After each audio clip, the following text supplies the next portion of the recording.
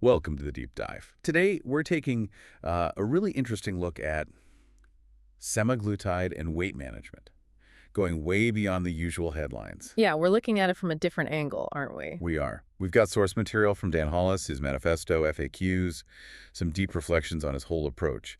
Gives us a pretty comprehensive picture. Right. So the idea is to unpack what makes his perspective, well, different. Exactly. Especially how he focuses on the psychological, the emotional side of things. Because, most people hear semaglutide and think, Magic bullet, quick fix. right, but these sources suggest something, well, much deeper is going on. Okay, so where do we start with Hollis's view? Well, his core statement really sets the tone. This is not a drug journey, it's a human one. Okay. So he sees the drug, semaglutide, as what? A tool. A tool, not the cure-all.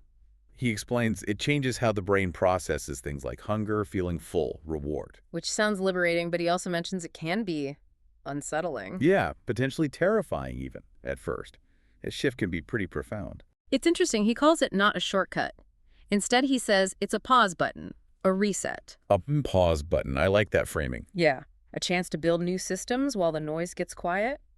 He sees the drug as just the signal, not the whole solution. And he talks about experiencing that quiet himself, doesn't he? He does. He said, didn't realize how loud food was in my life until the cravings were gone. Wow, and that the silence was unsettling and strangely beautiful.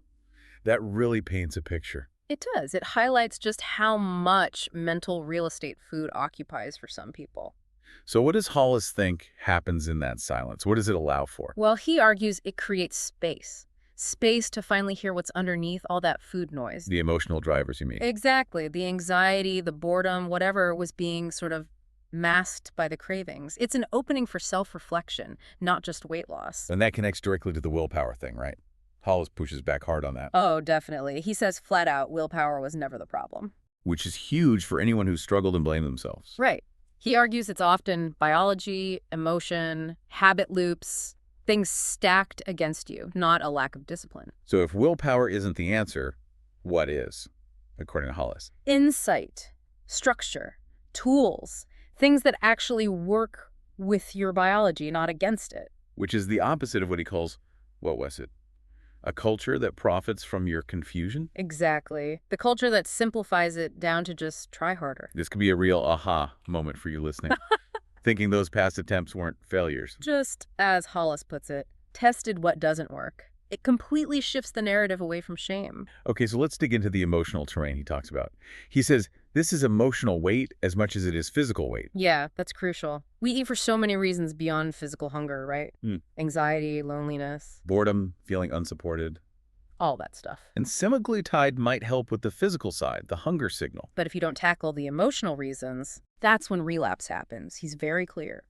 People don't relapse because the drug stops working. They relapse because no one helped them rebuild the emotional framework that food used to support. Rebuild the emotional framework. Yeah. That's a powerful way to put it. It's about filling that gap. And sometimes that gap is huge. He even touches on identity grief. Identity grief. What does he mean by that? Like after losing a lot of weight, people realizing they had no idea who I was without it. Without the struggle, without that identity. That's deep. And definitely not something you see in the typical before and after pictures. Not at all. And it relates to his idea that hunger doesn't just vanish. Right, he says it shape shifts. What does that mean? It becomes memory. It becomes confusion. It becomes space. The physical urge might lessen, but the psychological patterns remain. And the danger then is? If that space isn't filled with something nourishing, the craving returns. He says people relapse into confusion, not necessarily hunger. Because the drug quieted the signal, but didn't solve the underlying why. Precisely. Which leads to maybe his most profound point. Go on. When the cravings stop, the truth begins. Okay. The truth. About what? About your real relationship with food, with your emotions, with yourself. Without the constant pull of cravings, you see what's actually been driving things. You're left-facing. Well, yeah. Yeah. The stuff you might have been using food to avoid, that's the truth that surfaces. Let's shift gears a bit to strategy. Sustainability. He talks about pacing, right? And the after plan. He does. He's really skeptical of super fast weight loss. Calls it a trap. Why a trap? Seems counterintuitive. Fast weight loss without metabolic pacing, he warns, can backfire. Slows metabolism, burns muscle, makes long-term success harder. So it's not about speed. No, his focus is pacing, timing things, nutrition, habits for the long haul. Like he says, you're not here to win the race, you're here to finish it. That makes sense. It's about building something lasting. Which brings up another critical point he makes. Which is? The real work begins after the medication. Right, because semaglutide isn't usually meant to be forever. Exactly. So what happens when you stop, if there's no plan? You need that off-ramp strategy, as he calls it. Absolutely necessary. Otherwise, he warns, the biology takes over, appetite returns, old triggers get louder. And the weight comes back before you even realize what's happening. Yeah, the goal has to be building habits that stick, habits that can live beyond the injections. I love this line. You don't hold on to weight loss with discipline, you hold on to it with alignment. Alignment, that's different. Yeah, and becoming the kind of person who doesn't need weight loss as a project anymore. It's about identity shift, not just behavior change. It sounds like support is baked into this whole philosophy, too. Hugely. His mantra is, there is no shame here, only process. He really wants you, the listener, to get that you're not broken, not lazy, not undisciplined. Just working against difficult biology and confusing cultural messages. Exactly. And he calls the support needed neurobiological scaffolding. Scaffolding. So it's structural, not just encouragement. Yeah, like building support for your brain as it forms new pathways, especially when the silence hits and difficult emotions or memories surface.